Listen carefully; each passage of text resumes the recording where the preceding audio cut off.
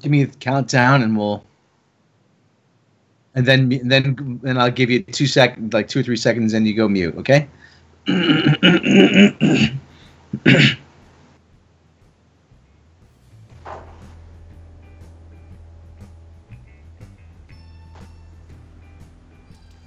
Good evening, everybody. We are broadcasting to the world via the internet. Welcome to another episode of Midnight Edge After Dark. I am of your course. I'm of your course. Yes, I'm of your course. You had it until then. Yes, I had it till then. I am, of course, your narrator, being Mr. Rob Robot Shlomo, coming to you from Shabby Road Studios, the shabbiest road of them all. With me tonight, actually, is a special treat. Joining us once again is Ren from Ren Rants. Hello. And how you doing tonight? I am just swell. How about you? Oh, fantastic. I went rollerblading today. My knees quit 20 minutes before my rest of my body did. So he's starting to swell too, in other words. Yes, just in the wrong places. Hi-yo! And joining us today again, he hasn't been with us for a while. He's back again. The one, the only Mr. Jake the Rampage Bentley. If you can hear me out there, Rob has me taped to a chair in a shed out in the woods, and I need help. It's pretty brutal. Work, monkey, work. He's in the Unabomber shack. So yeah, we got a good deal on that place for some reason. I'm not sure why. Previous owner wanted unloaded cheap. So yeah, I'm still having to diffuse shit all over. That's another story. But anyway, that's. Yeah. I'm pretty sure there's a ghost of a Civil War general here haunting this place. General Montgomery Iron Bottom Johnson or whatever. I don't know. That's the guy. I'll say, Jake, you're my bestest friend. I do declare. Now I'm just a simple country chicken lawyer. Okay, And of course, I'm here as well, Tom, in the background, but I'm going to be a little bit more in the background this time because we have so many great guests with us. So yes. I will keep my long-windedness to a minimum. Yes, Tom. Your first order of business is to take a trip to the Brain Slug Nebula and to walk around without a hat. Okay. Okay. All right. It's pre-Comic-Con. Actually, Comic-Con starts tomorrow. There isn't a whole lot of news, but we did get a couple things that dropped. And one thing that really dropped hard. But first of all, it seems like the Lucasfilm Apology Tour has commenced. As I like to say. Yes, that's what I'm calling it. The Lucasfilm Apology Tour. Star Wars The Clone Wars is coming back, and it's going to be on the new Disney streaming video on demand service. This actually is coming to us out of Comic-Con, but via Deadline. The animated Star Wars The Clone Wars will return with 12 all-new episodes on Disney streaming service. The news was announced at the Clone Wars anniversary panel at Comic-Con. The series ran for 6 seasons between 2008 and 2013, and the revival announcement drew raised lightsabers from some in the audience. The series had multiple Emmy Awards, and its resurrection follows an online and alleged letter-writing campaign to Disney and Lucasfilm seeking its return. Dave Filoni, who helmed the show as supervising director during its original run, will be back on the Clone Wars continuation. Filoni says, I honestly didn't think we'd ever have the opportunity to return to the Clone Wars. Filoni said, thanks to the relentless fan support and the team behind Disney's direct-to-consumer streaming service, we will now get to tell more of these stories. We feel a tremendous responsibility to make something that lives up to the legacy that George Lucas created with the original series. And I think our team, many of whom worked on the show from the beginning, has risen to the challenge. The new Clone Wars episodes will continue the storylines introduced in the original series, which explored the events after the attack of the clones and leading up to Star Wars Revenge of the Sith. The series will see the return of classic characters Anakin Skywalker, Obi-Wan Kenobi, as well as fan favorites Ahsoka Tano, a Jedi Padawan, and Clone Trooper Captain Rex, who were introduced in the animated series. The animated series ended without wrapping up its storylines, so the new series will undoubtedly pick up those old threads. Disney streaming video on demand service is anticipated to launch in late 2019 and may host several Star Wars spin-offs.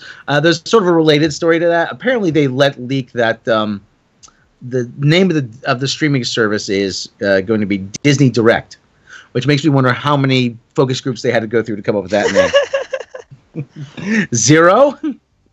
All right. Thoughts. We'll start with Jake. Jake, are you a fan of the Clone Wars or not? So I casually saw an episode here or there. I never really got into it, but I think you're absolutely right when you say it's the apology tour, because that's exactly what it is. They're just like kind of going through their Rolodex, like, what did people like your Clone Wars? They like Clone Wars. You guys like Knights of the Old Republic? Yeah, you want a new Knights of the Old Republic game?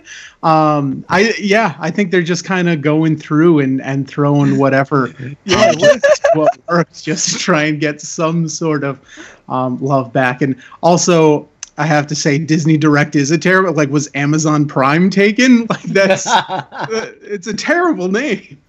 They look around the room. You guys, we need something to. We need a name here, okay? We want to went Disney, but direct to consumers. Okay, you guys. We need to be very direct about it. We need alliteration, and we don't need to be clever at all. You guys, okay? I'm gonna leave. I'm gonna go out. I'm gonna go out for another meeting. You guys talk it over. Disney Direct okay with everybody? Yeah, okay, all right. I mean, it's better than CBS All Access. Boo. Ren? It's really funny. I don't know why, but it reminds me of this one of the ads in if you ever saw Better Off Ted, they'd had these like funny Viridian Dynamics ads that they would have in the show, and one of them they were like, "We're sorry, you're welcome." And for some reason that's the vibe I get from this, where they're like, "Okay, what are the only good things we've done recently? Okay, so people don't hate this yet. Let's try to do this again." Yeah, and people like, I just hope they don't somehow screw it up. Like, that's what I'm afraid of. Well, there was a campaign to save it. I don't see how it could be worse than their other projects have been of late. So, like, I'm pretty optimistic. Like, I will totally watch this either way. I think it's going to be great. Well, and but I like mature animation. Like, even animation that's not necessarily, like, fully intended to be targeted towards adults but ends up having like a very like mature and adult quality of writing, I think tends to hold up very well. So yeah, I'm excited for this, but I'm also like just a little nervous that they're gonna like somehow find a way to ruin a good thing. Yeah, I can right now Rian Johnson's banging on Dave Filoni's door. Dave, it's Ryan. Do you need any help on this? Can we make? I want to make it really subversive. Go away, Ryan. Go play in traffic somewhere, okay? Actually, you were talking about animation that's sort of dull. I wish we had you on a couple days ago with the She-Ra discussion we did. I don't know if you had a chance to see any of that or been keeping up with that. That would have been. We would like your take on that. But we'll get back to that actually, probably with the Q&A. And actually, Dave Filoni, the guy that a lot of the Star Wars fans have been clamoring for. And I don't get to use the word how do you clamor? Is there a clamor? Can you make a clamor? I don't know. But anyway, he's going to be back in charge of this. People want Dave Filoni to take over the whole thing, but I'm not sure if because he's a good creative guy. Dave Filoni will be like president of creative or something like that. And they'll bring in another business guy.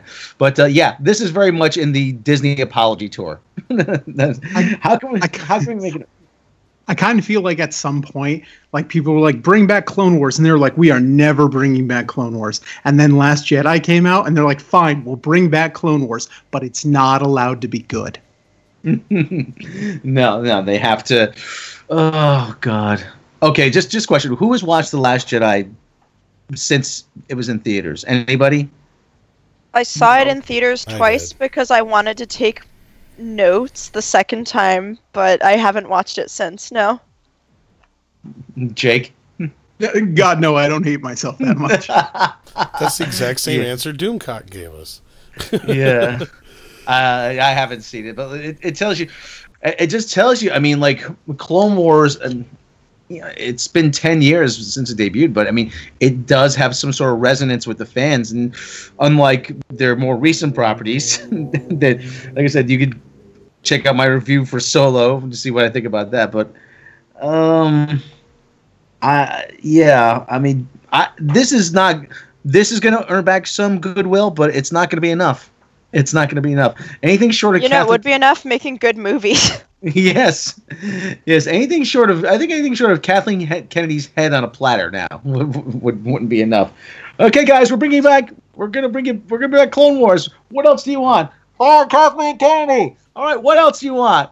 There's nothing else. Fire the bitch. Just like, oh boy. But anyway, we hear you, and yes, we will do more Ewoks.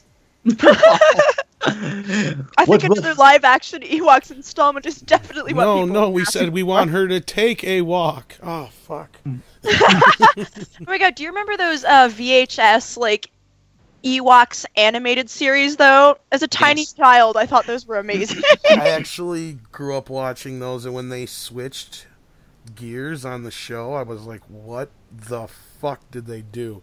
Because they, like, turned it into this overly cutesy, geared towards girls show in the second season or third season, whatever it was, and changed the voices and the look of the characters and everything and the tone of the show. It was like, what did they do? Because the first couple seasons or whatever, first season or whatever, was actually pretty decent for a cartoon animated show, especially based on Ewoks. So yeah, I think I only saw the first season then, because I only had a couple of like VHS tapes that had like the episodes like put together into basically a movie, and that's how I watched it. This is Wolford Brumley. I'm surprised you didn't mention my role in Ewoks Battle for Endor.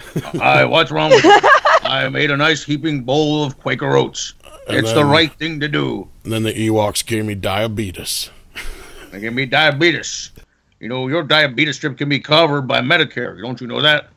The Quaker oats, it's the right thing to do. Thank you, Wilford. So, okay. Well, like I said, they're gonna have to keep apologizing. This can't be. They can't just throw this out there and say, "Okay, all right, we're done. Okay, let's go back to making whatever." Well, I'm wondering what forced Kathleen Kennedy's hand, or if she had any role in this decision, or if Bob Iger said, "Guys, you got to do something here." Here's what worries me about it.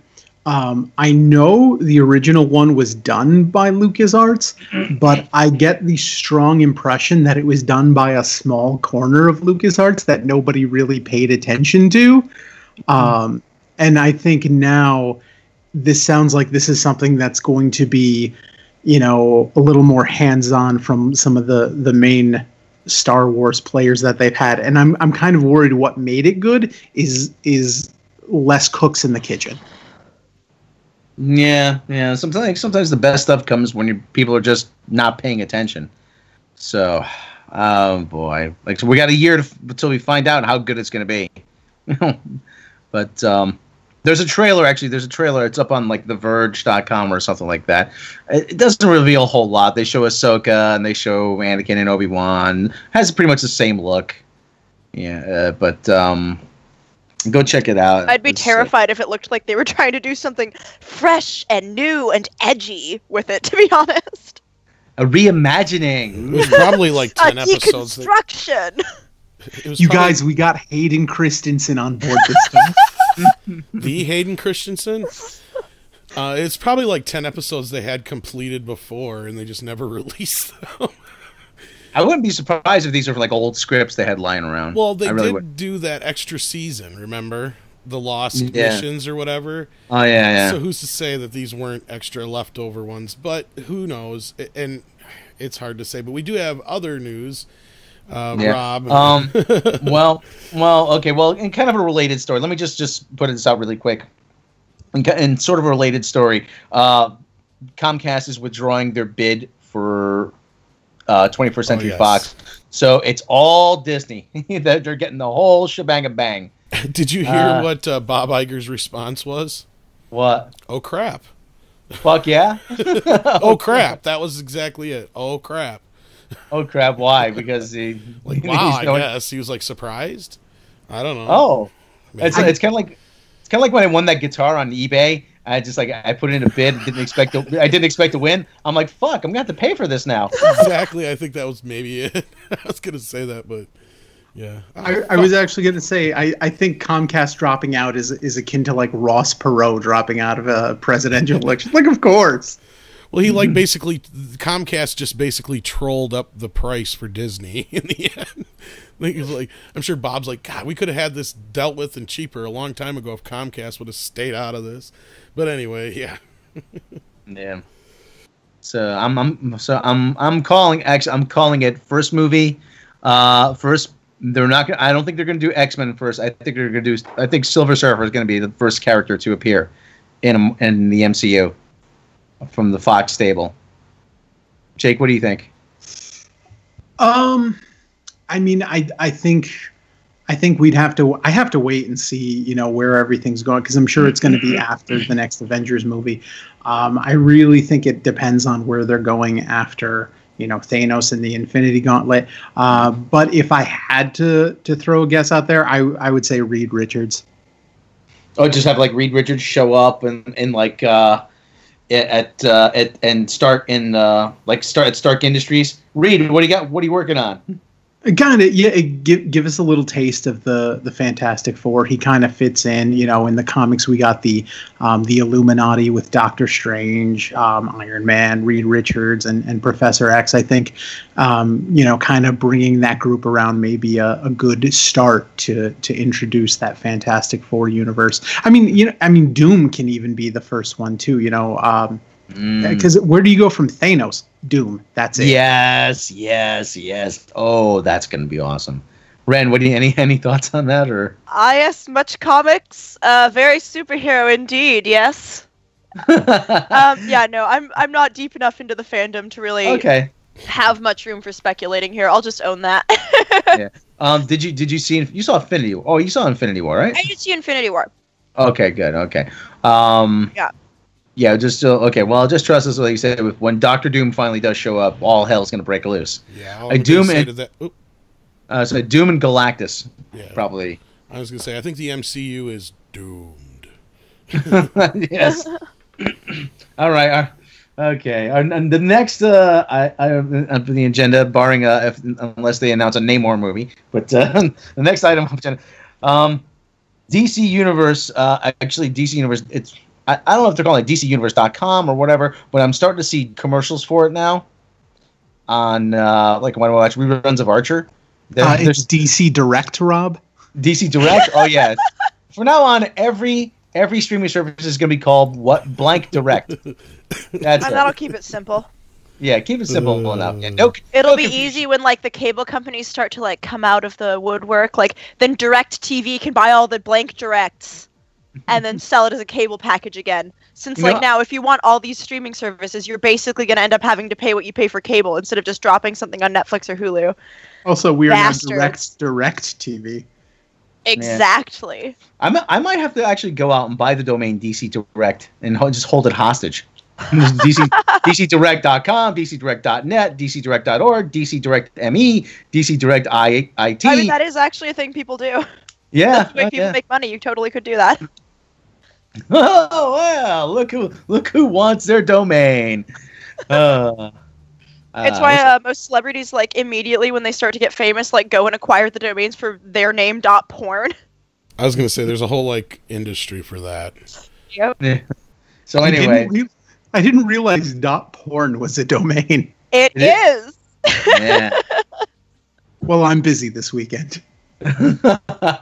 Jake Bentley .porn. But anyway, for the DC streaming service, DC Direct, wherever they're calling it these days, they dropped a new Teen Titans trailer. I'm rarely at a loss for words, but I'm not. I think the word that comes to mind is shit. I think I'm not saying that as exasperation. I mean, this looks like shit. It really does. I can tell you what this is. Yes. This is the Riverdale of this series. They are Riverdale-ing. Who the fuck is calling me? That's what this is. My fucking phone is ringing ahead, part of my Rob, language. I'll take over. Okay, well you're gonna have to just ring. God, I'm so rude when people like there are like 3 people who, when they need me call to me, take I'm over, nice, Rob? and everyone else, I'm like, Yeah, don't stretch fucking for a call bit. me. I just want to see who's calling me. No worries. So yeah, real quick, let's go with Jake. What do you think of this? Because Ren actually is a fan or knows more about Titans, so we'll come to her secondly. Because I have a feeling you have a lot more to say about this, right? So Jake, what do you think about this thing? So my first reaction after watching the trailer, which by the way, if you haven't watched the trailer, pause right now and do that. But my first reaction after watching the trailer is, if there is an Emmy award for trying too hard, this is a shoe-in. I love the obligatory "fuck Batman" line from Robin. he got a little Christian Bale Batman voice. Just like, where's Batman? Fuck Batman. Yeah, the casting choices are weird. I think Starfire looks like a Harlem call girl. That's putting it nicely. Yeah, I'm back, by the way. So I mean, that's you are. I shut the ringer off, so no problem. Yeah, I see when I see that picture of Starfire, I keep saying I keep hearing a voice in my head. Hey, baby, want to go out? So, oh my god, it's unbelievable. Yeah, she looks like a live action version of like one of Quagmire's conquests on Family Guy. Oh man, oh man, and that's not a compliment. It's not. And it's sad because Anna Diop she's an attractive lady. Oh, and I'm sure. Yeah. Not I'm there though. I've seen pictures of her without that dreadful costume on, and I was like, what? And again, this comes back to like, how could cosplay people get it so right and they get it so wrong? And, yeah, she's on my cosplay list actually. Starfire?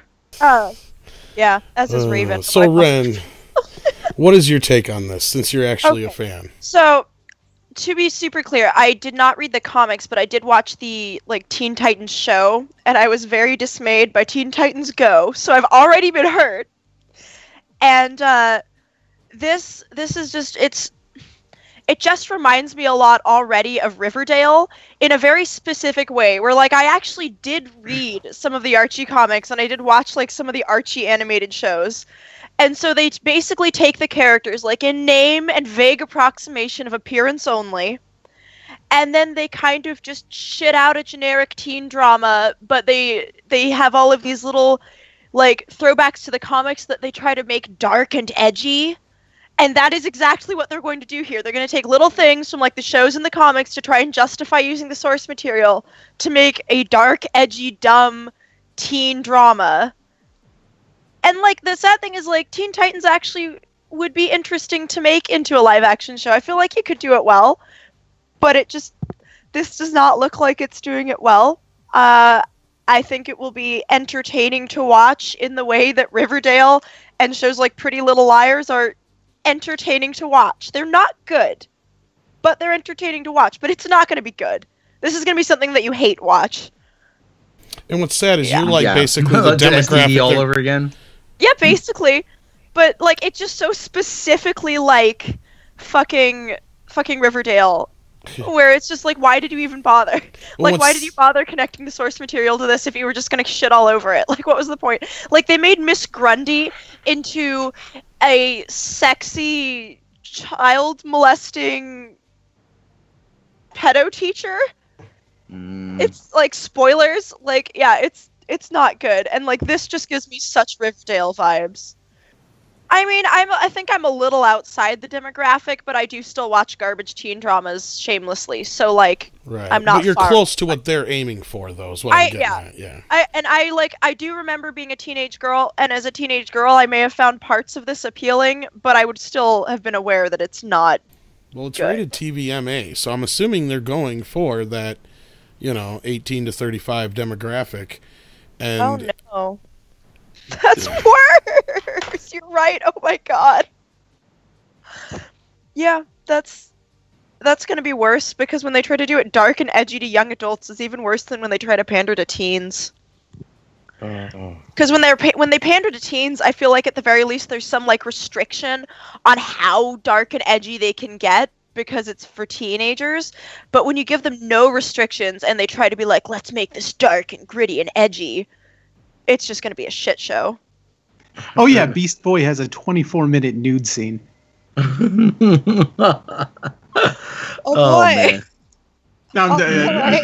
Now, if you do it with Beast Boy, is it considered bestiality? I mean, I think that's only if he's like in Beast some kind of beast form, right? I was always surprised on Family Guy, like Brian would have sex and nobody with all these women, and nobody would get creeped out that he's a dog. No, I always thought it was pretty gross and weird, honestly. But anyway, the thing that just sort of set when Robin takes the R logo and then throws it into the wall, I was like, they're deliberately mimicking Batman Begins, that scene. They were trying to say, look, we're almost like Batman, but then we're going to say fuck Batman, and then we're going to show you how edgy we are, and because now we're more adult than Batman. I'm like, oh man, like I said, the Emmy for trying way too hard.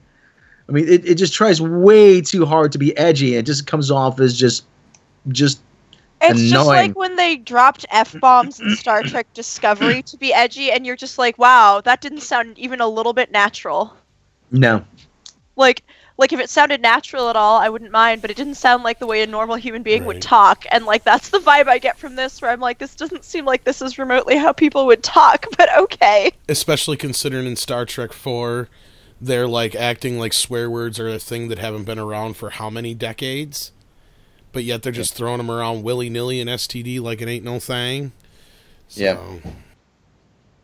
Captain, I've noticed the use of colorful metaphors since we've arrived here. Yes, double dumbass on you, dipshit. Actually, Rob, after you said something, I Googled the actress who's playing Starfire, and yeah, she's absolutely gorgeous outside of the role of Starfire, so I don't know how they screwed that up so badly. They ran out of money. He says, "What have we got for a costume? Somebody go to Goodwill, get us the worst looking dress available." And, see if they got any wigs left over from Halloween. Yeah, that's the worst part, is somebody was actually paid money to put this together. Like a costume designer. What does Starfire look like? I don't know. So bad for, like, the competent people involved in shows like these. Because, like, if you look, the cinematography looked pretty nice. Like, it's clearly a high production value show that like, there are obviously some people putting a lot of hard work into this. And it's still going to be garbage. Like, I always feel so bad for the competent people that get dragged into this nonsense. Where I'm just like, man, how good can you ever feel putting that on your resume? Yeah, this one's, I don't think it's not going to be a career killer, but a lot of people are going to disavow this one. I don't... you know it's going to get a second season, just because they're not going to want to admit they were wrong. Oh, we've got a hit on our hands. All of the three people that are actually going to be watching this. Parts of its target demographic, like the cringy fandom demographic, is going to be all over this. Like the like supernatural fandom type people are going to be all over this shit. It is going to be popular. It's just not going to be good. Is the problem? Yeah. I think it's gonna be popular with like the Suicide Squad crowd. Yeah, it's going to be popular with a very specific demographic of people who mostly watch these kinds of shows because they have crushes on fictional characters. You see them a lot at conventions, and then you regret when they touch you. Oh, yeah. I was at a convention. Somebody was walking around with a parrot on their shoulder. I was like, what? At Pride, someone had a rainbow parakeet on their shoulder, and someone handed a little rainbow pride flag, and it was the best moment ever. Oh, that's cool. It was very cute. Yeah. Okay. I got to tell this story about my brother's former mother-in-law actually smuggled a parrot back from Brazil with her, because down there they're everywhere, and so she gave it Benadryl, and it knocked it out for like it knocked it out. Telling you she drugged and kidnapped a parrot. Exactly. Yeah. Oh yeah, and they checked it through baggage, opened it up when they got home, and the parrot was still alive. Those fuckers aren't cheap. No, they're not, and they live a long time too. Forever. Like some of them live to be like 100. It's insane. Yeah, it is. Your parrot could outlive you, which is really depressing because they'll actually be sad about it because they're smart enough to like understand that you're gone. Life is pain. Here, Birdie, you want an Alka-Seltzer? Death is inevitable. Croc! Remember David Tell? If I had a parrot, use him like a Palm Pilot.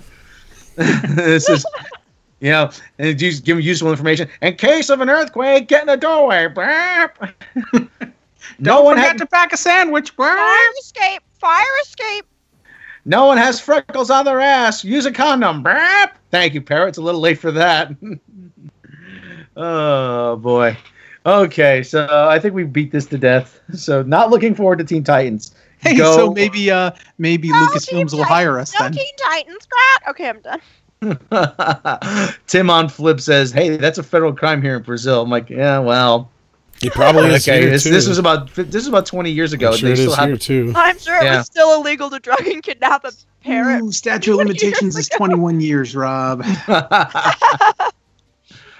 Okay, like I said, we've beaten this to death. So not looking forward to Teen Titans or Teen Titans Go or Teen Titans. To be fair, just to be clear, we do not advocate for drugging or kidnapping any wildlife. Exotic animals or otherwise, yeah. So, yeah. Okay, so all right. Do we feel like taking any questions? This is going off the rails. Oh boy. Okay, questions. Everybody, questions? We're up for some questions. Yeah, I already removed the graphics, so questions. This is the part of the show where we turn it over to our listening audience. 77 people watching in the chat right now. Thank you everybody for joining us, spending your Thursday evening, afternoon, or morning, or wherever you're watching from. So, Nexus Video says it's a federal crime. Don't do it. That's right. Don't do. Kids, do not illegally import wildlife. Don't do it. Oh shit. But yeah, while we're waiting for some questions, Rob, we did kind of figure out a semi-schedule. So for sure you'll probably hear from us every Monday and Wednesday at 9, 8 Central. And as far as like Thursdays and Fridays and weekends go, it all depends on how much news is going on. And if there's a big premiere or whatever, we'll work that out as we go along. But for sure, join us on Mondays and Wednesdays every night at 8, 9 Central. Right, Rob? Right. Yes. Yeah. So anyway, Greg Ortiz, do you think the live-action Titan series will be the first flop under Greg Berlanti? Yes. I wish I could give you a better, more involved answer than that. I don't think it's gonna flop. I don't think it's gonna flop either. I think it's gonna be successful. It's just really gonna be shitty is the thing. I think Rob, people are totally gonna watch it. I think Rob had a good point with it hitting that Suicide Squad crowd. Yeah. Because that's what a lot of us geeks don't realize is, oh yeah, we don't care for Suicide Squad, but it has this whole other audience that is like the Abercrombie and Fitch or whatever you call them audience, or the Hot Topic. Hot Topic, thank you. That is actually totally what it is. It is the Hot Topic audience. They are still watching Supernatural 13 seasons in, even though it hasn't been remotely watchable since season 5. You know, they're the ones that like, they're into Doctor Who, but they're too into Doctor Who. Like, if you wear a TARDIS shirt and they talk to you, you, like, regret wearing your TARDIS shirt in public. Yeah. Like, that is the crowd that this is totally going to sell to. They are just nostalgic enough and just horny enough that this shit is going to be popular, and it is going to suck. I know exactly how this is going to go down, and it's going to suck. And I mean, one thing to keep in mind too is this is not going on like Fox. This isn't going on, the CW. It's not going on the USA Network. It's not going on Sci-Fi. This is going on their streaming service. So the whole point is to get people to come to the streaming service and provide content. It's a success if it exists because it's content for their network. And it's a very low bar. We did not bring something up, and that is they also quietly announced the price for this. There is not a monthly subscription price. You have to pay for a full year.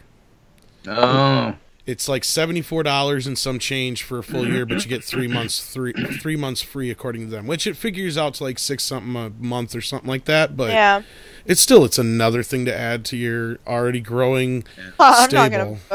I'm going to find it wherever it gets illegally uploaded online and watch it there. Not that I advise illegally watching things online. or illegally importing exotic wildlife either. So that's I will really actually don't advocate for both of those. kidnap or things. drug like any wildlife, exotic or not. It's just a bad idea. I gotta let that mountain lion I have my garage go then. Damn. So anyway, And rock, God. anyway, Tyler Bioshock is a question for Rob. What is your favorite James Bond movie? Optionally, favorite song, Bond girl, villain, etc. My favorite James Bond movie. Oh God, I love Goldfinger. Favorite Bond girl. Oh God, I love Honor Blackman. She's just a sophistication to her that's it's hard to find these days. Who else? Actually, Barbara Bach was actually pretty cool in Spy Love Me. Favorite song? Oh, Live and Let Die, obviously.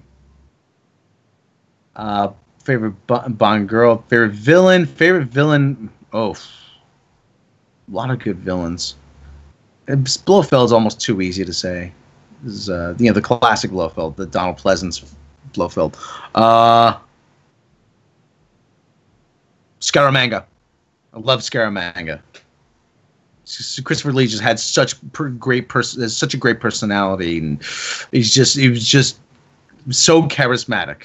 Forgive me, Mr. Bond. The vulgar display, but I couldn't resist. He has the Smith & Wesson. Oh, a harmless toy, I assure you. And just it was great. I mean, Christopher Lee is great in everything he does. Christopher Lee probably played the last vampire who was scary too. Jeez, I mean that's what happened. What happened when bring him back from the dead? It's necessary. We do, yeah. According to Draven G, I think it was. Yeah, he says it's $7.99 a month subscription, but they're doing the yearly thing for the pre-order right now. I don't know if that's true, but if that's the case, then that's cool. But they probably want to lock still. They probably want to lock in a big audience just right from the get-go. Lokta or Lokta? Yeah, I don't know which one. What do you think of the work experience and knowledge of the Star Wars universe from the Lucasfilm story group? I think it sucks. I think they suck. I think they stink on ice. The Lucasfilm and the rumor, if the rumor of Kathleen Kennedy picking her successor from the story group, Kiri Hart, if that is the case, then they are even more fucked than they are now. Other than everyone else, opinions? I've said this online before that I was about 12, 13 years old when The Phantom Menace came out, and I was so excited to get another Star Wars movie. And, year after year, sequel after sequel, they keep coming out, and I've finally gotten to the point where I realized it's just not good. I've stopped holding out for good new Star Wars content. They're garbage.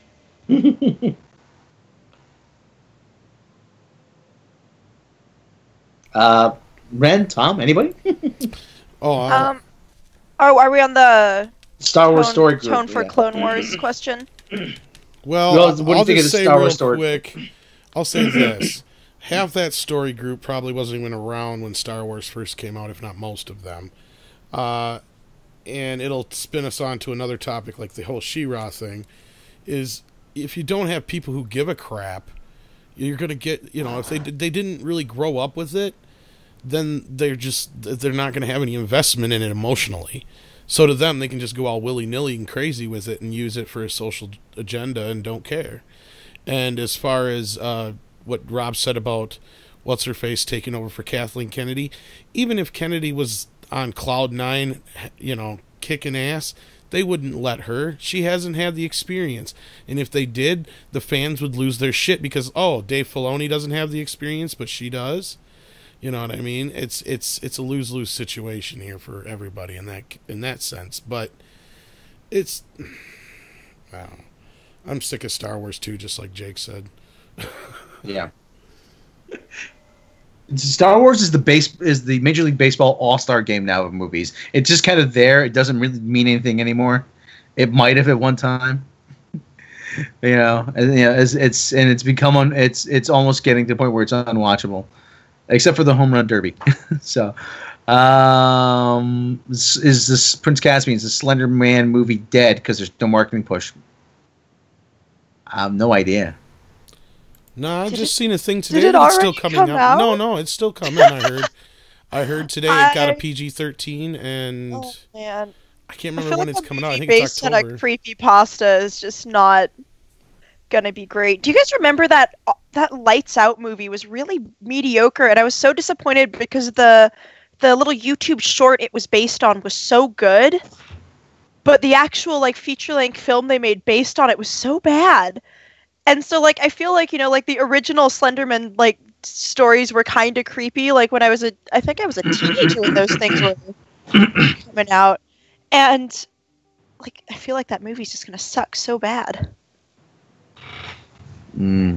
Gino X, do you think Disney might put some money into their other previously canceled series alongside Clone Wars to compete with Netflix, such as Tron Uprising? I think we've seen the last for Tron. Yeah, I don't think they'll do Tron, no. But they might Something renew. should It's only a matter of time till they start bringing back all those Disney animated series. I was just think. going to say that. I think that between the success that DuckTales has been, and I think they're interjecting some Tailspin characters, and I think I even heard something about it wasn't Darkwing Duck supposed to be having a cameo too or something like that. So Yeah. I wouldn't be surprised if they resurrect a bunch of the afternoon Disney shows for the streaming service. Yeah. I think the best thing they can do is a live-action M-rated Launchpad McQuack. I'm Launchpad McQuack, and I'm going to put it in your crack. Fuck Batman. Here's the thing. Batman. I'm like so curious Fuck if like Darkwing. if they do it, or if they're gonna like do like animated like 2D animation for any of the new series they do, or if they're gonna do that terrifying 3D like computer animation that always looks really creepy when you try to make 2D characters look like that. Like I've seen some of those like newer versions of children's shows where they take those old 2D characters and they just make these really creepy, uncanny computer animated ones, and I wonder if they're going to just populate their fucking streaming service with those. The one example that actually does work is the Peanuts movie. Yeah, they Actually, did it okay, but they did like a 2D, 3D combo there. And Yeah. the Peanuts movie's like a greatest hits. Yeah. I thought it was okay, but I'm like, I was hoping for a new story, not the same old stories. But yeah, Charlie Brown pining for the little red hair. now, are you talking about like the animation that's on like that Godzilla anime, where like it's like that hybrid between 2D and 3D, where it just looks freaking stupid? Because I think like the DuckTales, I think that's traditional 2D animation. The new one is. I haven't seen it, but at last I knew it was. So I don't think they would go that route, but they did with like Mickey Mouse and stuff on like the Mickey Mouse Clubhouse and all that kind of stuff. And Yeah, that's what you're talking they've about. gone there before, and there's just like a lot of other like kids media that they keep like reproducing in that 3D animated style, and I'm like, oh man, I don't know. Some of it looks good. Like a lot of their newer Disney movies look good, but a lot of the like animated spin-offs they make for those movies already aren't great, and I'm just wondering if they're going to be a lot worse. Yeah. Darkslayer289 wants to know, Jake, what's your channel about? Jake, do you have a channel? I do not have a channel, no. I should Okay. probably set one up at some point. I mean, if I have one, Well, you Jake have one. used to do a lot of stuff with you, Rob, correct? To where Actually, a lot of our audience might not even be, because a lot of the newer audience anyway wouldn't be familiar with Jake probably, but Yeah. Actually, we recorded a discussion about Infinity War, which I have to get around to editing.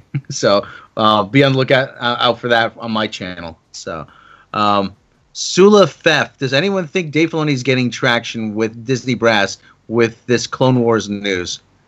I'm not sure. I think they're gonna. I'm not sure what they're gonna do. I don't think they're sold on Dave Filoni because they want someone who's gonna be able to run the business too. Question for the whole group: since Doctor Doom's coming to the MCU, who should play him? Mads Mikkelsen already got used in Doctor Strange. Just use someone else again, or someone else good. Just use him again or someone else good. Oh God, Mads Mikkelsen's the perfect guy. Michael Fassbender maybe would be good. Who do you guys think would be good? Andre. Andre. I think the really beautiful thing about Doom is that he should always be behind a mask. I'm not a big fan of the stories where they unmask him and he's got like a tiny little scar or something like he can be under a mask. You can change his voice enough, and I don't think enough people would point out like, oh, that's Mads Mikkelsen and he was the guy who disintegrated at the end of Doctor Strange. Unless they plan on bringing that character back, I don't think they are. So I think the beauty of Doom is you can have really anybody play that part because you can conceal the voice, you can conceal the face. Ren, any preferences? Anything? Any opinion on that? Hello, Ren, you still with us? I think we lost her. Oh, sorry. No, I'm here. She's I'm sorry. I just accidentally hit my mute button because I was eating popcorn. What I was going to say is that code for drugging exotic animals? Oh, yeah, but don't say that on the internet. You don't know if the government's listening. They could catch me. Anyway, yeah, I'm honestly not all that familiar with the characters, so I feel like any of mine would just be, this is a deep-voiced person. That seems appropriate for a masked, scary character. Yeah. Doom should be Melby. Doom should be like Darth Vader. Yeah. Prince Caspian. I want a good, if not yeah. Prince Caspian. I want a great. If not, I want a good, if not great, Doctor Doom. Archangel. What they did that with Enfys Nest. Yeah. Enfys Nest was really a placeholder for a young Kathleen Kennedy. That's all it was. All these characters have been placeholders for her. Ooh, girl power. Agreed. Actually, Carl Urban might be a good Doctor Doom. Yeah. Or even Doomcock. Well, Carl Urban is. I feel like we should definitely start a writing campaign to cast Doomcock as Doctor Doom. That's a good plan. Or just Doomcock to appear in the Marvel Universe. I'm Victor Van Doomcock. You mean Victor Van Doom? No, Victor Van Doomcock, not that other guy. Don't prepare to die. Yeah, you son of a bitch. I'm finally free. Son of a. Is that a rap? Yeah. Okay. We need to get Doomcock a walk on the Expanse. Yes, we do. Okay. Ray Kennedy, Rose Kennedy, Admiral Kennedy, Empress Kennedy, Jin Kennedy. Yeah. Bingo. What's his name? These. Can Doomcock do a good Latvian accent? That's the thing is, I we're feel all like gonna with some coaching, Doomcock could do anything. How much are all the fanboys really gonna squeal when we finally hear somebody in the MCU mention something about Latveria? Mm-hmm. Oh, yeah.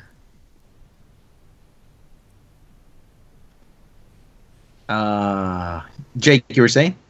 Oh, I will definitely squeal when they mention Latveria. Oh yeah. For me, my hierarchy of favorite comic book characters is like number 1 Thor and number 1A Doom, because oddly I relate very closely with both characters. Somebody said, who's that said Dolph Lundgren is Doom? I just lost my chat. Oh, Geno X 1987. There you go. Jake, break you. Jake, didn't you met Stan Lee once, didn't you?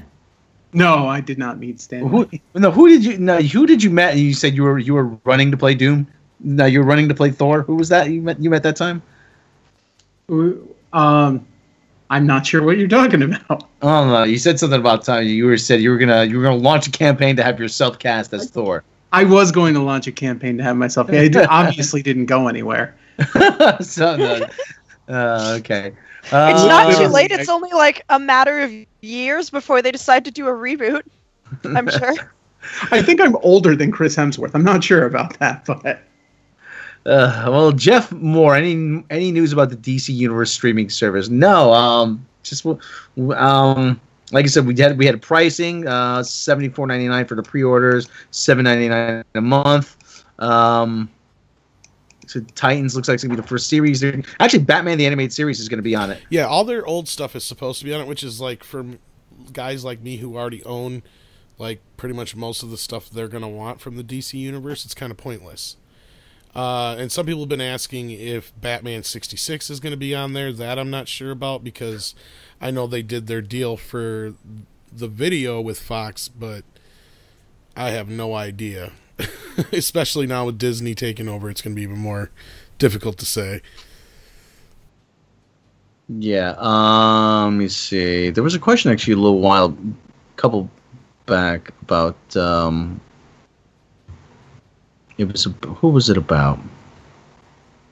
If somebody asked if Shazam and Aquaman tank, is that going to spell the end for the DC universe?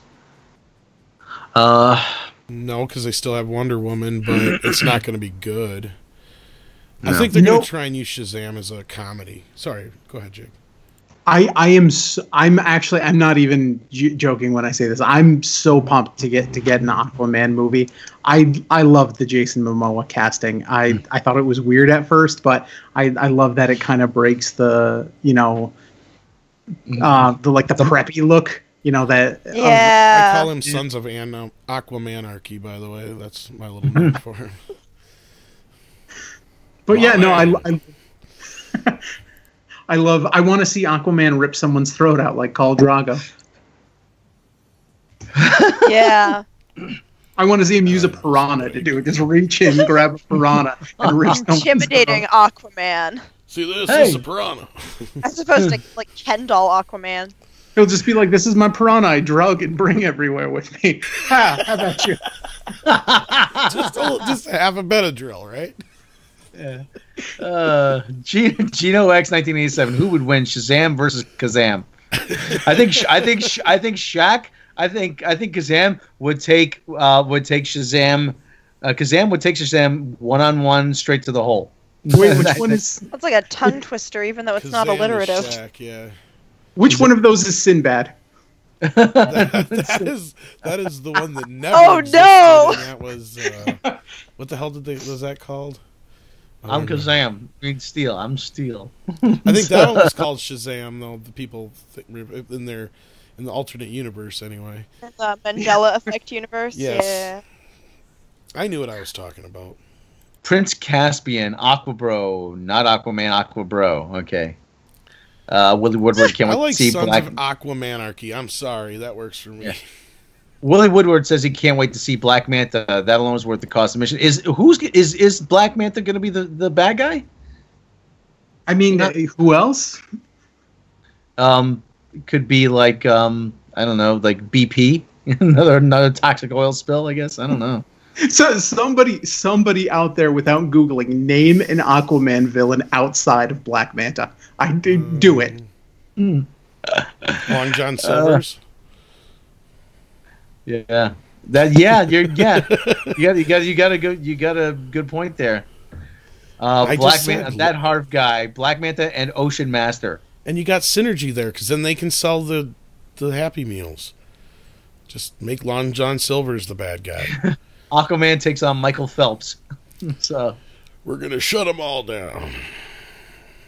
Ocean Master is the main villain. Ocean Master, Submariner is Marvel. Black Manta does look good. King Shark. Okay, they're all going to Google now. Nobody knows that many. No. Davy Jones, the guy from the Monkees, he died. Because Aquaman killed him. Yes.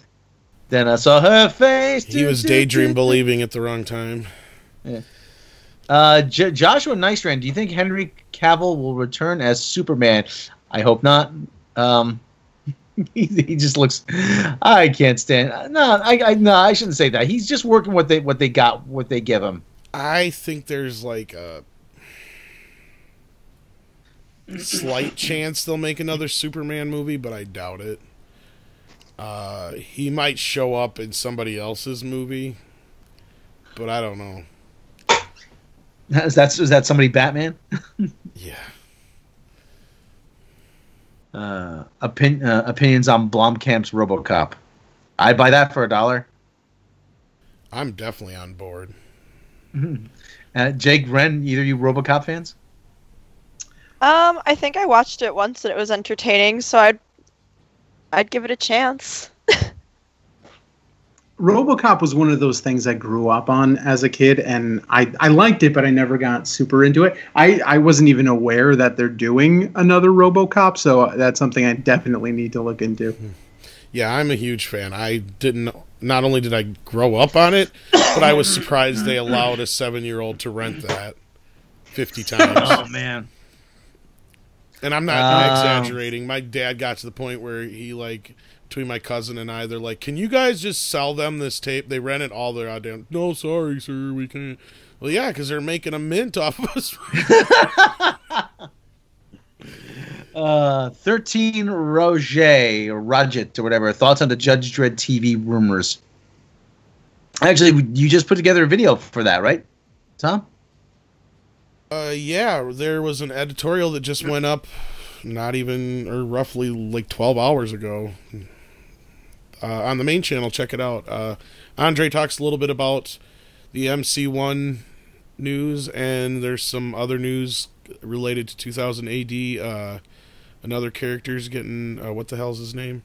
Rogue Trooper. Rogue Trooper, yes. Trooper, I can't believe I forgot that. Yeah, which I actually used to read. I used to really like Rogue Trooper. I'm like, I'm like, cool. Wow, I find that Rogue Trooper is getting some traction. Rogue Trooper was always a good character. Honestly, I liked Rogue Trooper more than Judge Dredd. You know, Judge Dredd had a longer back, had a lot more back issues. Was Eagle Comics actually in America? They were collecting the Rogue Trooper stories and putting them out. Yeah, but Rogue Trooper, and there was a video game Rogue Trooper a couple years ago. Rogue Trooper's really good. It was really good allegory for the whole East versus West, communism versus capitalism type of thing. In the video game, they actually gave them more personality. The Northerners are supposed to be the Soviet Union. The South is supposed to be the Americans. The South is supposed to be the Axis power, the Allied powers. The GIs, the General Infantrymen, are supposed to be Americans.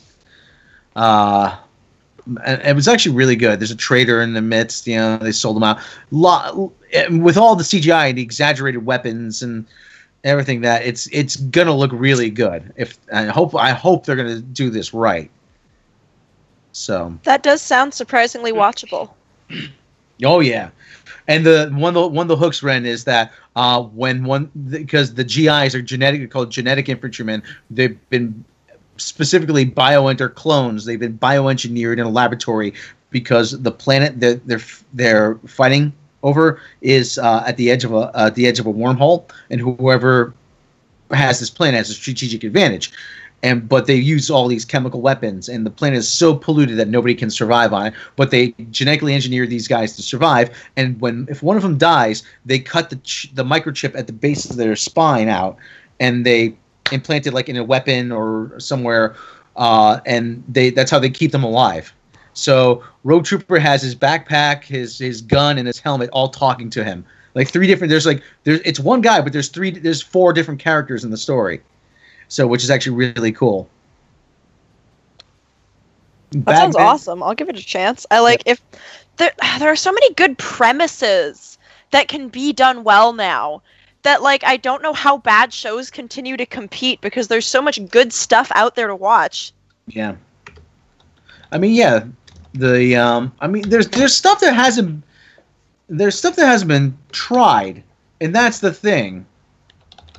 Like the Rogue Trooper, like I said, I'm still waiting on that Robotech movie. And Robotech is actually one of those properties that has such a rich story to it that you could easily get 3 movies out of it, maybe even 4. And and in the right hands, a lot of this stuff could be done well, especially now. But you just can't. You got to put people who care about these properties in charge of running them. That's the big problem. I mean, there's got to be somebody out there that has some knowledge of Rogue Trooper other than me. Yeah, there are lots of eager nerds for like every fandom. Many of like there have to be talented eager nerds willing to write this that are just not getting to do it because like I don't understand how they can't seem to find anyone talented who cares about these stories to write them. Yeah. Tyler Bioshock says, does anybody still care about Iron Fist? No, I don't think they do. Scott Buck didn't even care about Iron Fist, and that was a problem. You know, I think they could cure so many of the ills on Iron Fist by putting the costume on him, giving him the mask, and just letting a stuntman do all the fight scenes. Yeah. And acting. And acting. Well, the thing that bothered me about Iron Fist is when everybody started complaining, oh, well, Iron Fist, he should be played by an Asian guy. I'm like, well, how would that make it better? It would be inclusive. But how would that make it better? Honestly, I said that's more stereotypical and racist, if you ask me. But yeah, and then you would have everybody the other side saying, oh, what? All Asians know martial arts? Oh, that's so racist. I'm like, it was a no-win situation. It really wasn't. I mean, listen, I think he should be played by a blackface Peter Dinklage on cocaine. What could go wrong? I was waiting for that. The cocaine was an extra cherry on top, though. It's just like when we said. Remember when we said that that Galactus is going to be played by a transgendered Asian midget, and he's going to have a seeing eye dog for his herald. Yeah, that's seriously. Oh boy, yeah. Evernum, not Robotech, Macross. Carl Masek is such a copyright troll that several Macross series have been kept from being. Yeah. Well, actually, that lawsuit has been settled now. That's the copyright expires in 2021, so we're going to be getting new Macross stuff. Okay, come on, questions, guys. We're going to take a few more here. Man, usually when I say that, we go on for another half hour. Okay, come on, guys. A few more questions here. Yeah, we got to warn Jake about that because I don't know if he actually watches the show or not. So when Rob says one or two more questions, that usually means a good 45 minutes unless he's got to pay. Yeah, well, okay. I got nowhere to be tomorrow. I'm on a paternity leave, so. It's only 7 o'clock where I am, so like. Yeah, I always finally say. Dropped the charges. Oh, paternity leave. Never mind. Okay. Chris Ortiz, will the new Titans series end up as bad as Inhumans or Iron Fist? Yes. I hope it's a shot-by-shot remake of Iron Fist. Tacos $2.99. Apparently, there was a Batwoman TV show announced.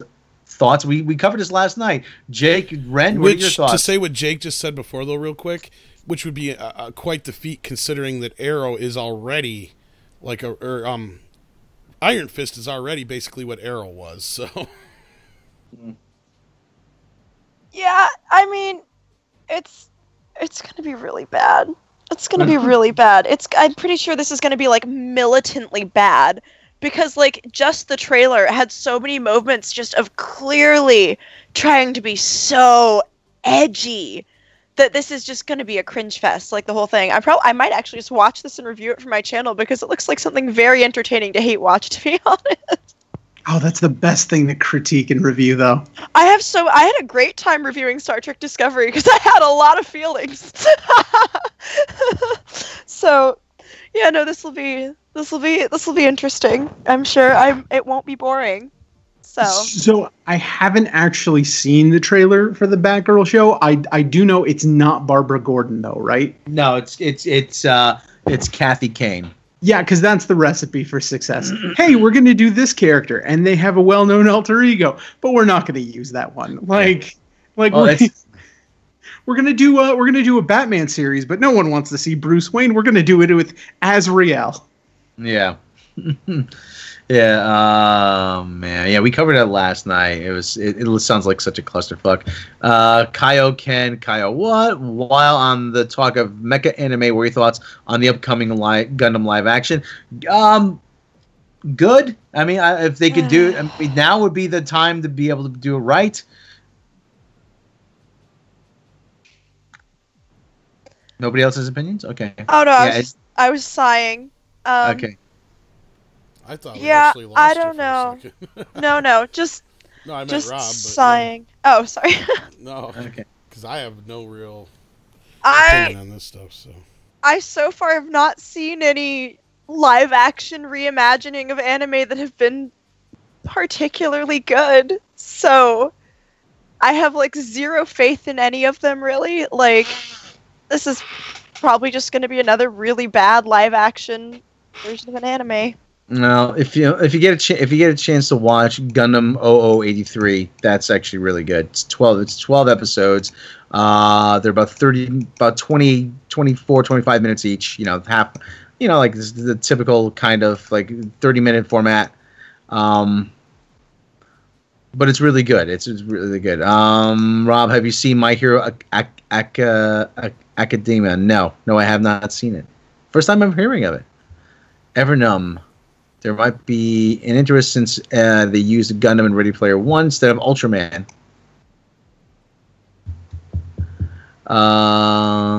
Okay. Start a drinking game every time I say last questions. Nice. I was actually scrolling through the chat too. Someone pointed out that it's actually Batwoman, not Batgirl. Yeah. I didn't even know that. So There's I was not a trailer either. I was going to say something, but Oh, I think Okay. I think I got the questions mixed up because like I keep reading the chat and then getting distracted when you guys actually read the question. So I thought it was the one asking about the Titan okay. series again. Sorry. Yeah, no. I haven't read anything about somebody the did Batgirl, earlier Batwoman ask series. for Jake and Ren's take on the new She-Ra. Yeah. Josh, I yeah. didn't watch a lot of He-Man growing up, but I mean, I've seen her. She's an iconic character, and I know there's a bunch of like controversy over her costume redesign for the Netflix series. It's not so much the redesign of the costume necessarily as, how do we put this lightly? It looks like a boy in drag, and they gave her she looks kind of Spanx. cute. But They Bieberfied her. yeah, and Like, I'll be honest, I don't have stakes here because this is not a character that I'm super attached to in particular. So, like, I don't know. She looks kind of cute. I mean, I guess her face is a little bit boyish, but I think it's because it's just a young character and they took off the, like, super feminine makeup. And, like, I didn't have anything against the previous costume. She looks cool. I'm just, like, looking at them side by side right now. But the new one, like, looks a little more like something someone would actually wear to fight in at all. And I don't know, she still has her long, flowy blonde hair and her pretty blue eyes. Like, she's still relatively feminine. I think it's a little bit of an overreaction, especially because it looks like this is targeted younger. well, the whole thing is when Adam or Adora turn into He-Man or She-Ra, they basically, it's like the whole Shazam thing. So they're supposed to become like a superhero. So, like, to us that actually grew up with the series, it's taking away a lot of the fantasy element of the story. It's like we said on the show, we're like, okay, it's fine to have her look like that when she's Adora. If she's supposed to be like a 12-year-old girl, fine. If they're younging the character down. But when she becomes She-Ra, wouldn't she just become She-Ra? Because technically She-Ra's supposed to be like her own character, just like He-Man is kind of his own character separate from Adam. You know, it's a metamorphosis into this powerful being. Which She-Ra, but so are they like eternally always that age? I would Then? assume Well, that's they kind of never- Is that just It's kind of like, here's the thing, depending on which version of the story you go with, it's all pretty much kind of similar in that sense that, yeah, they get their power from the elders in Grayskull, and Adora and Adam were twins, and Adora was kidnapped when they were just babies by Hordak and taken to the other place and raised as one of the evil Horde. So she's actually a evil character to begin with.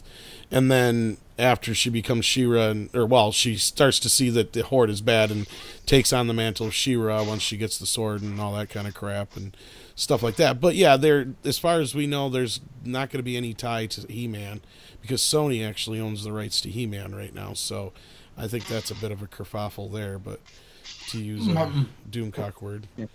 My thing is and actually I brought this up on Twitter today because someone had said, "Oh, well, obviously this isn't for you." I'm like, oh, okay, fine, but explain to me, why are you using the name She-Ra? I mean, kids today don't know who She-Ra is. I mean, you wouldn't be doing this if you weren't counting on a certain amount of fans coming in just for the nostalgia. I mean, I think alone. they're partially banking on nostalgia factor, and like kind of like the Steven Universe crowd kind of age demographic as well. But I also think that like there are lots of modern reimaginings of like comic book characters targeted at this specific audience. Like the animated series based on like old cartoons and old characters have been recycled for decades. It's a totally common thing. I do think it really is like obviously supposed to be targeted at a younger demographic. It doesn't mean we can't enjoy it or that we can't criticize it if it's bad. But something Rob and I keep bringing up though is it just seems like in the recent years this quote-unquote reimagining has become this big thing. Because we've always used like Superman 1978 as an example because sure, they updated it, but they didn't update Superman per se so much as the world around him. There's ways you can keep the characters true to their source without changing them, you know, and there's always been these but there are lots of like older versions that are still like slightly changed in either appearance or like the way that they carry themselves or the way that they speak while still like having like certain parts of the character that are true to the character. And I think, I don't know, if all we have to go on is the costume, it's just a lot of like speculation that seems a little reactionary. Not just that, but that's what we're saying is like how much of the story are they actually going to retain, and how much is the fantasy value? Because that was one thing Rob and I really got into was how basically you're taking away the whole fantasy element there too to a point. I don't know. She has a cape and a sword and her flowing hair and her little wing hat looks pretty fantastical. She's glowing. We're commenting really more on the art style, really. Yeah, I mean, I'll agree that it's definitely like a simplified style. It's not quite as pretty looking as the other style. I'm sure it'll be done competently, but it's definitely much more of that later 2010s animated style. Like the Ben 10. Yeah, very Ben 10, very like Steven Universe vibes. Like look at I'm looking at like some screenshots and like the little character expressions and stuff. I don't know. It looks cute though. I think that like I don't know. I might enjoy it. I'll give it a chance. Well, the other thing, oh god, what was it? Professor Geek actually, who I reference all the time. He actually does a really good breakdown about how a lot of artists and a lot of animators they're running away from the ideal female form, the iconically idealized form, and you know he was saying about how there's this criticism that She-Ra's not sexualized. I'm like, no, you could be idealized and not sexualized. The two aren't the same thing. I mean, she looks like a perfectly healthy 12-year-old. If she's supposed to be aged down, and I also brought up before, the original character never was this overly buxom blonde or anything like that. She was a more natural shape and what have you. I don't know. I'm looking at some pictures. Depends right on now, what pictures like, you're looking at, though. Yeah. I'm looking at what's like most definitely like a screenshot from like the cartoon. I would say like she looks fine. She doesn't look like a super exaggerated not Barbie version thing, or a but comic book version. Have some Barbie adjacent proportions and like general appearances. And honestly, like I'm gonna put my little feminist hat on here for a second. Like, as someone who was once a teenage girl, do you know how boring it is seeing the ideal female form over and over and over and over and over, unless you have the fat girl thrown in as a joke, then you get the ideal female form over and over and over. And like, yes, to an extent there is like the He-Manning of the male form too, but I think if you like look at like media that's directed at young boys or men in general, there is a way bigger range in the appearance of male characters than there is in like the kind of appearance that is acceptable for female characters.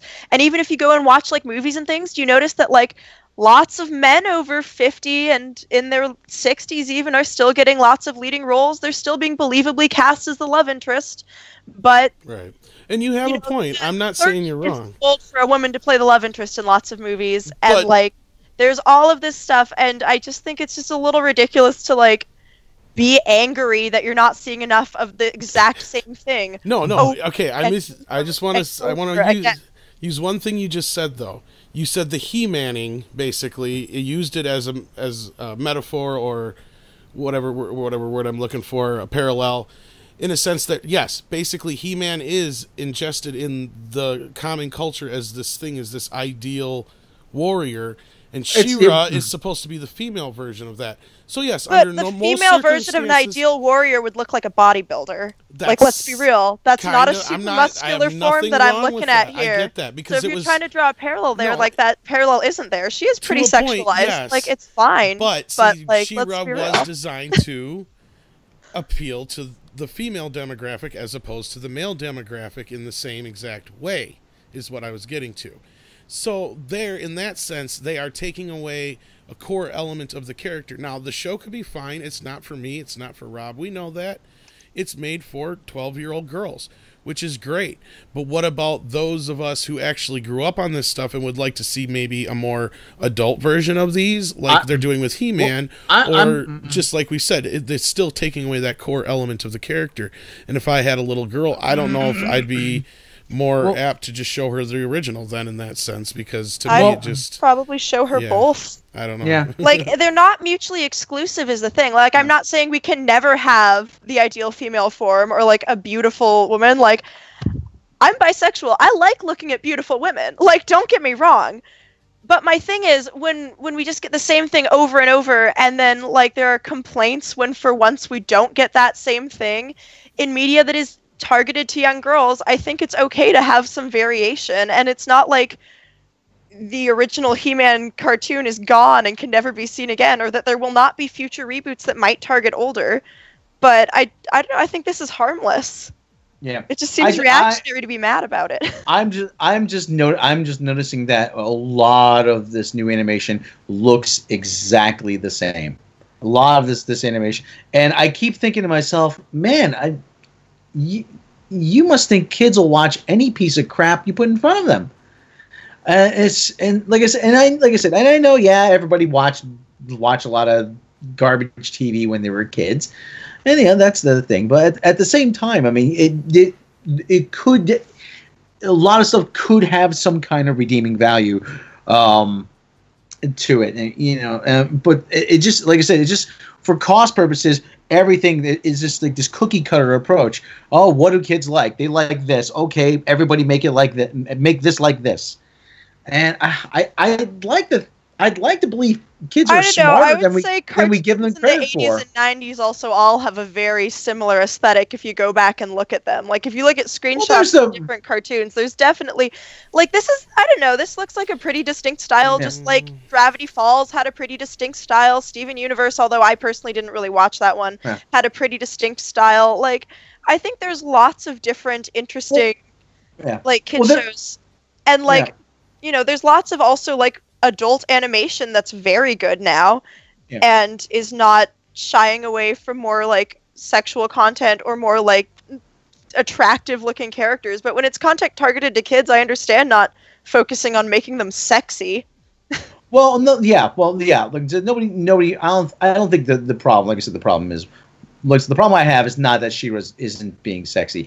It's like I said, it's just that. Like I said, you're just cranking out. I mean, make it loud and obnoxious, and just plop the kids in front of it, and and just anything will do. And you said a lot of, like I said, stylistic. A lot of cartoons in the '80s were the same. That's the result of a lot of it was the Marvel Sunbow and style of animation. Was it Sunbow? I think it was Sunbow.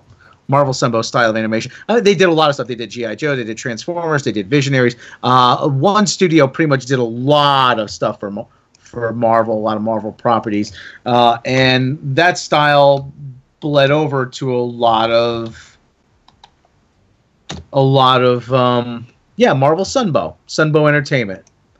They did a lot of animation in the 80s. They did a lot of it cheap. I understand 2D animation's expensive to do, and it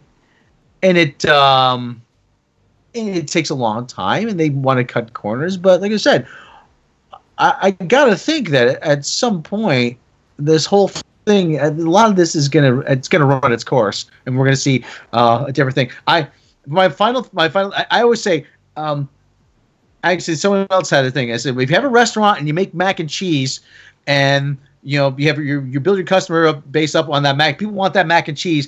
It's okay to say, hey, yeah, guy comes in, yeah, I'll have the mac and cheese. Hey, you know what? We have your regular mac and cheese, but I have this new stuff. We put a little bacon in it. I think you're really gonna like it. It's all cool, but you don't go, like I said, you don't take something and you go and you say, oh, you want the mac and cheese? Well, too bad. We have a vegan menu, and if you don't like vegan menu, you're sexist, you're misogynist, and you're racist. I think so. Yeah, I mean, it's you change these things, and you gotta expect people are gonna notice. You can't sneak it by them. That's my thing. Personally, as long as there's some sort of talking dog voiced by Tracy Morgan that refers to Lemon, I'm all in. Yo, Oh man. what you mean? What you mean? I gotta play another talking dog? I don't know. Somebody. Yeah, I think I kind of see both sides of it. On one hand, I'm a father to a 7-year-old girl. I'd love to be able to show her, female superheroes who, don't have ample cleavage.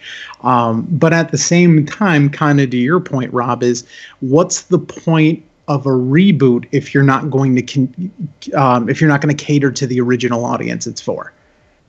Well, the idea is to get a new generation interested in it so that when your original audience dies and Disney outlives you, or whatever property owns this outlives you, they can continue selling it to your children and your grandchildren.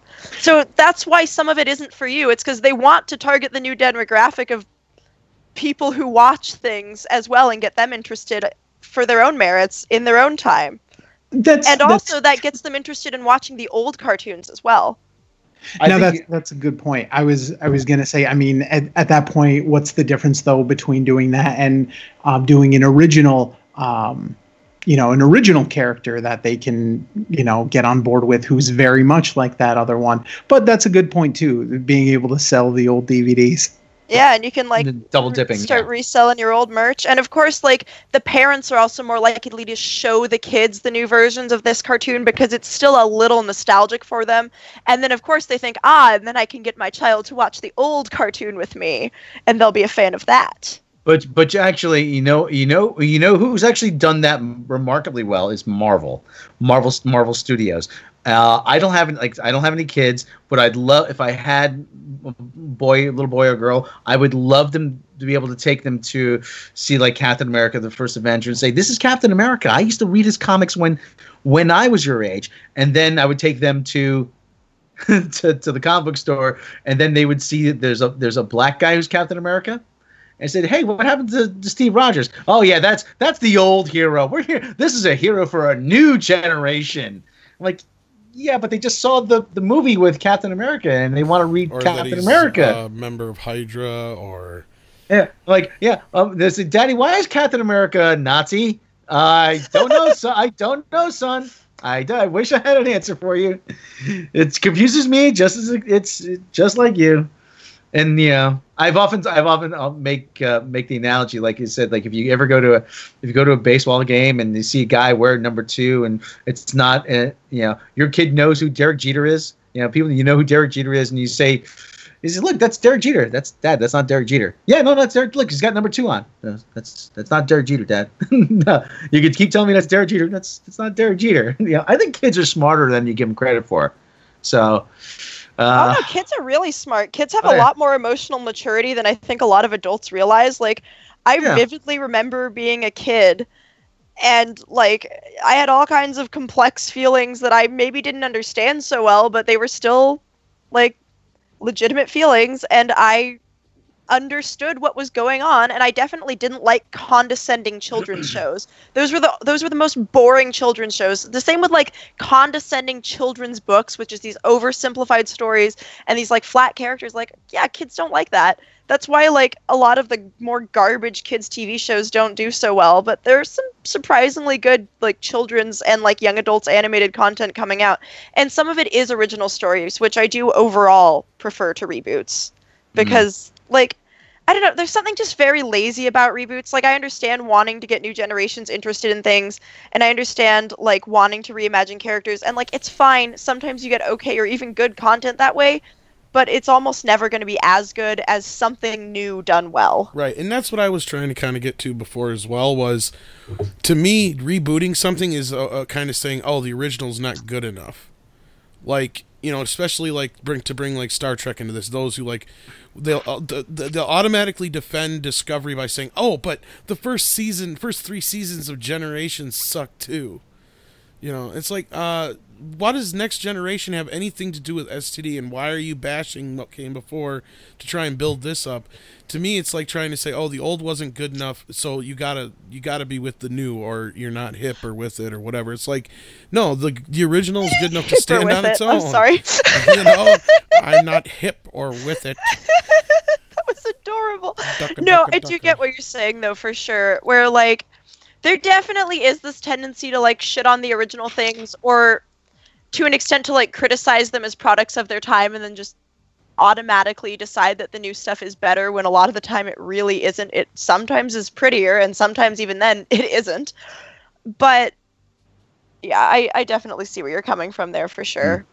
I thought to myself today, I'm like, wow, you know, good thing Gene Roddenberry settled on a great name right out of the gate for an original Star Trek. I couldn't imagine what would happen. And I said, so he goes, yeah, put him through Captain Finkelroy. I'm like, no, that won't work. You know? But here's one thing I'm sure, like, somebody like Random Game User 42, who we had on last night, would say, and this is, you're kind of also trying to take away the what She-Ra meant for that generation, because that was one of the very first female-driven cartoons that wasn't like a Strawberry Shortcake or, you know, something to that effect, where the Rainbow Bright.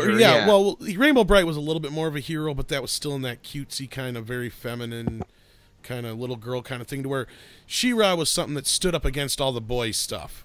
You know what I mean? And they all had all kinds of strong female characters. The only male characters played second fiddle pretty much, because you had like Bo, I think, was one of the only, besides Hordak, would be male characters that I can think of offhand. So it was like, you know what I mean? It was like you had a very strong, you know, female lead with a lot of supporting characters, and at that time that was very unique and different, and not the norm for especially children's television. Yeah, especially in the 80s. To an extent, I'll like definitely say that that's valid. Like, it's totally important to recognize the historical significance of that character, and the significance in terms of what it meant to people who were fans of that character. But it's not like they're making it. It's not like they're burning all the She-Ra content that previously existed. No. You know, it still exists, and again, it could get young girls in this generation excited about the character enough to check that out and appreciate it for what it was at the time. I don't know, I think that both can exist, and both are good and interesting in their own way. And, like, we haven't even seen this cartoon yet. We don't even know if it's bad. It could be very maturely written. I've seen a few, like, pretty good cartoons on Netflix. I've seen some good Netflix originals in general. I've also seen some flops. Like, if it's bad, I'll admit that it's bad.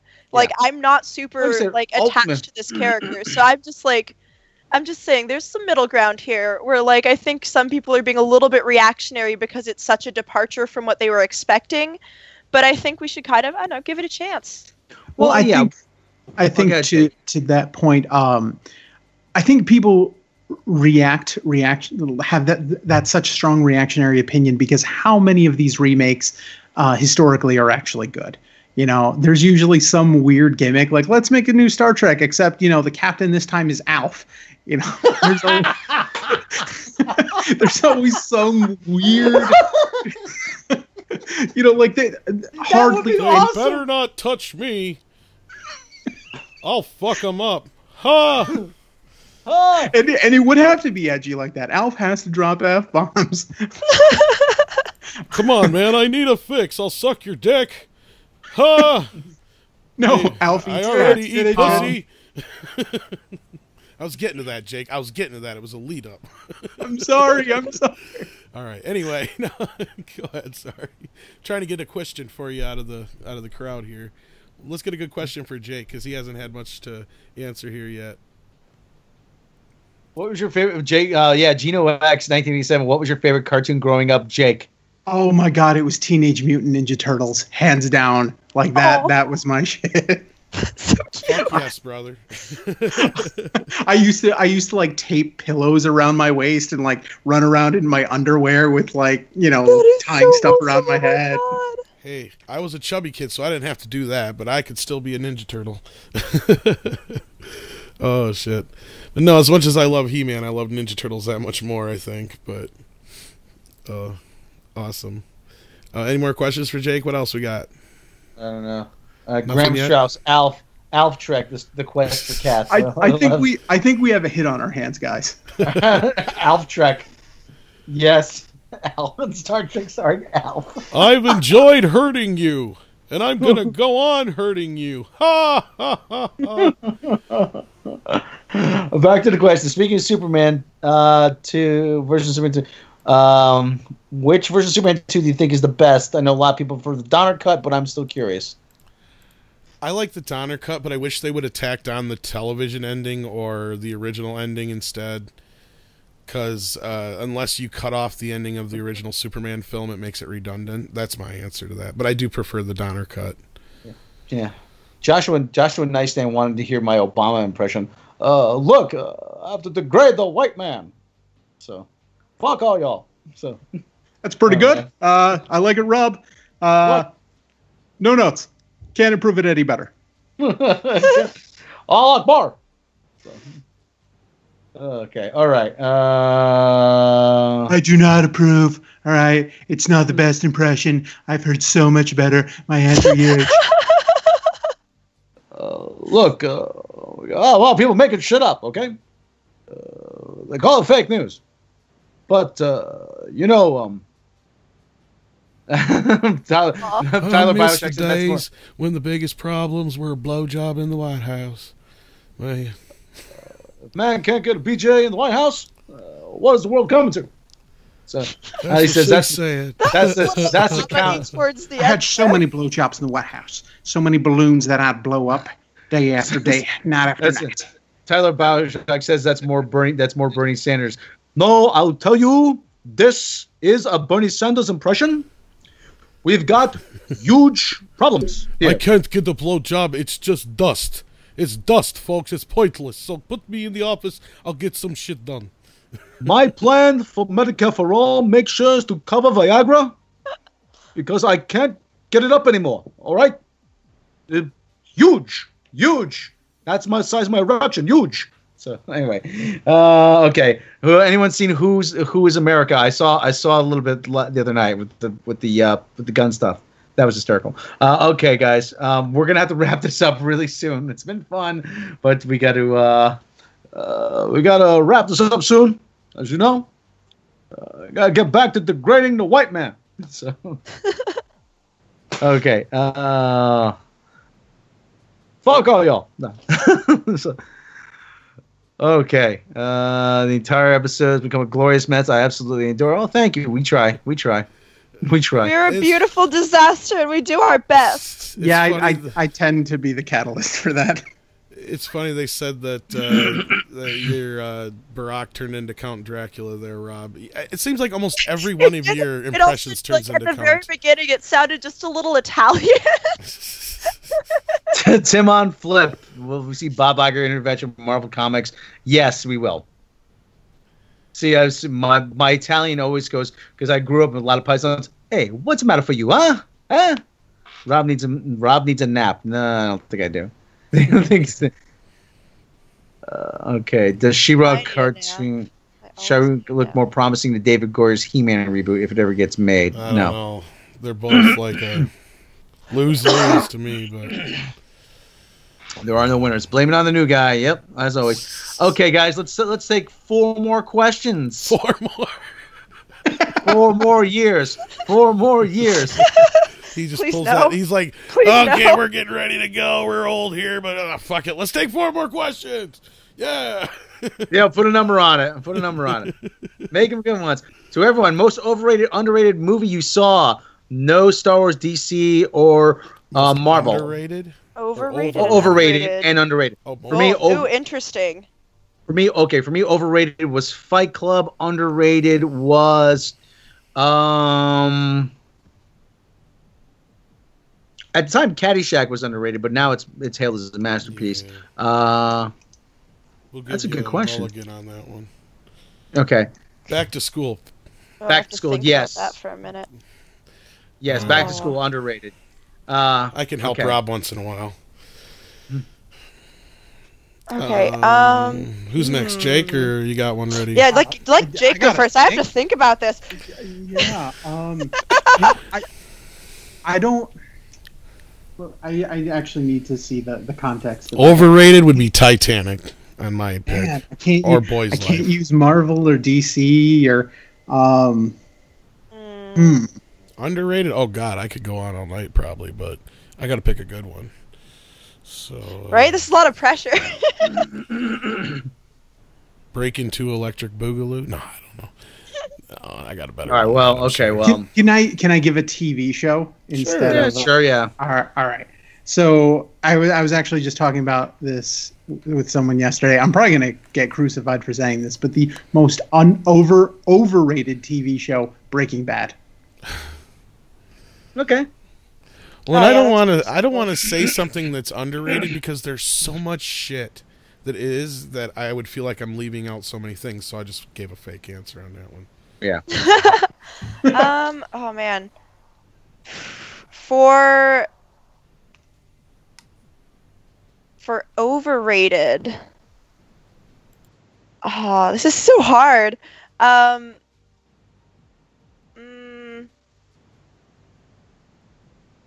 I guess I don't know if it's actually that overrated now, but I guess it was popular in its day, but I kind of found Conan the Barbarian to be really boring.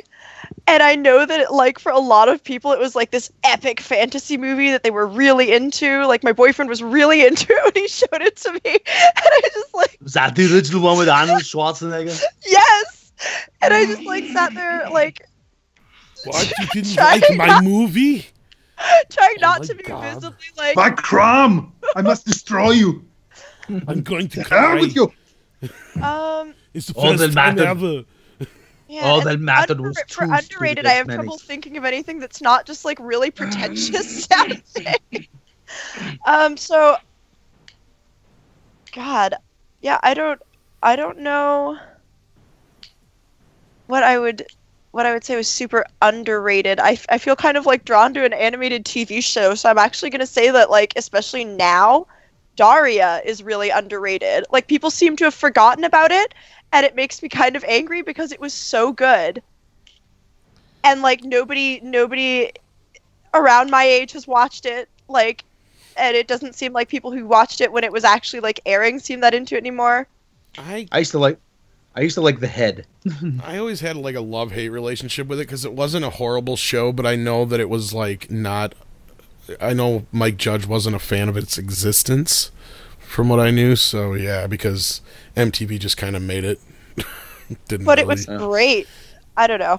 I thought it tackled a lot of interesting issues that actual teenagers deal with while still being funny and entertaining and non-condescending, which is my big thing. Is there's so much content for teenagers and kids and young adults that are just really condescending, and I just think that shows that treat teenagers as a mature and intelligent audience are so few and far between that makes Daria particularly special. It's always held a special place in my heart, and a lot of people just seem to forget it exists, and it makes me so sad. Diarrhea, cha cha cha. Diarrhea, cha cha cha. Also, it's just amazing that it's a Beavis and Butthead spinoff. That is so funny to me. Someone just brought up King of the Hill, and I really don't have a lot to say about that other than when I'm at work, I usually hide outside of people's offices and just make the Hank Hill noise to see how they react. My boyfriend does an amazing Hank Hill impression, actually. It's so good. Yeah. I actually do. I love King of the Hill. I'm sorry. I don't think it's overrated. I like it. I think that it's a great slice of life TV show. I think it does a wonderful job of showing a complicated father-son relationship. Although Peggy is the absolute worst ever, but she's also really fun to hate. Oh! Oh! Whoa! That boy ain't right. I can't do man voice. That reminds me, I got stung by Anderson's tool shed. Chris Ortiz, what are David Goyer's Goyerisms? Sucking really badly. Oh, God. You got to remember, this is the guy who wrote Demonic Toys. And then he got famous all of a sudden just because he worked on a decent Blade movie with this one guy. I can't remember his name, but he was a nobody. Oh, yeah, Guillermo del Toro. And then, he just happened to get lucky again and happened to work on these Batman movies with this other guy who I forget his name. I don't know. Do you know, Lynn, his name? Because I don't know Lynn anymore. Anyway, yeah, he happened to fail upwards. Get lucky, get lucky, get lucky. On his own, he sucks. So have no faith in He-Man or anything he does. Everything he's done on his own has flopped. So, anyway, I just had my moment there. Okay. Anybody else got any Goyer? Anything to say about Goyer? No. Okay. All right. The Too Late Show. What about Batman Batgirl sex scene in The Killing Joke? Wasn't that an awesome idea? No, it wasn't. No, it wasn't, because it's a very kind of paternal relationship and it's kind of creepy. Yeah, that was kind of weird. I'm still waiting for somebody to cut that down to just the stuff that's in the comic and throw it online. Ren, do you know what we're talking about? Batgirl Batman sex scene? No? Oh, no, I was not. It's in The Killing Not Joke. aware that was a thing. Oh my. It's in Killing Joke. Yeah. Okay, this is going to be the last. What? This is going to be, sorry we couldn't get to them all, but this is going to be the last question of the night. Speaking of throwbacks, what do you guys think of Married with Children? One of the greatest sitcoms of all time. I haven't watched it. I'm sorry. You know, I'm not a big fan of bringing back. I'm not a big fan of we're out of ideas. What old show can we bring back? But I would absolutely watch a Married with Children reboot. Yeah, and this. But now it would be Married with Grandchildren. Yeah, probably. Yeah. Okay, and does Lucasfilm need to be purged? Yes. Okay, guys, we are closing in on the 2-hour mark. I'm sorry, but we gotta draw the line somewhere. Ben Affleck, the rest of Spider-Man, Burton. Okay, we'll get to that later. We're gonna be doing another live show pretty soon. We'd like to thank Ren from Ren Rants. Thanks for putting up with me. Oh, that's fine. Oh, it's always delightful when you stop by. We'd like to thank Jake Bentley. Literally anytime, mostly because I'm duct taped to a chair in the woods. Yeah, and you like to be fed. And we at least feed him when we do this. So, yeah, we got to have Jake back again soon, and we definitely got to have Random and Ren on together and have a ladies' night one of these nights. I would. Oh, yeah, it's ladies' night. User. I feel like we would contrast each other very well, and it would be very fun. Ladies' night on After Dark. That Oh, sounds yeah, so it's dirty. ladies' night. Oh, yeah, the feeling's right. Oh, yeah, it's so And Rob and night. I'll just sit back and go, girl fight. Sophisticated mama. No hair pulling, no biting. The rest is all good. A little hair pulling, but Okay. no, just kidding. So anyway, No, but that'll So be cool anyway- because then, yeah, like you said, you guys, I think we'll have a nice debate on a lot of the things we talked about tonight. Because from what I've seen and her say in the chats here. So, anyway, yes, Rob, take us away. yeah. So anyway, go check out Ren's channel. She has a lot of good stuff there. She has it segmented. So if you don't like the political stuff she does, you can see the pop culture stuff. And Ren is actually our quote unquote de facto legal expert. She's going to be giving me legal advice in that exotic animal importing case. Yes, you definitely should get an attorney. What? Yes. Yes, the best lawyer green stamps will buy. So that's a dated joke. But anyway, go check out her channel. Subscribe there. If you like what we do, you can subscribe here. You click the bell icon. You can subscribe to the main channel. Click the bell icon there. Go check us out on Patreon. We have all kinds of bonus goodies at Patreon. We have early access to mini documentaries. You can get notified when upcoming mini documentaries, lost episodes, bloopers, outtakes, behind the edge making of videos, the exclusive webcam of Jake Bentley strapped to a chair in the middle of the woods, Live 24/7. live 24/7. Yes, You can send stuff for us to throw at him. Just nothing sharp or heavier than 2 pounds. You can start a GoFundMe for his ransom. Yeah, that too. Exactly. Please start a GoFundMe for my ransom. Yes. You don't know. Yeah, he's expensive. We want $1 million for his safe return. But anyway, you get all kinds of goodies. As I always say, you can support the channel for as little as $1 a month. And if you don't have the means to support the channel, please click subscribe. Please click the bell icon and share with your friends, because as always, we cannot do this without you. So one more time, I am your narrator, Rob Robot Shlomo. I am Tom Connors. And I'm Ren from Ren Rants. And I am Jake Bentley, still held against my will. Played by Peter Dinklage in blackface on cocaine in this episode. Yeah. Naturally. Yes. And we will catch you next time.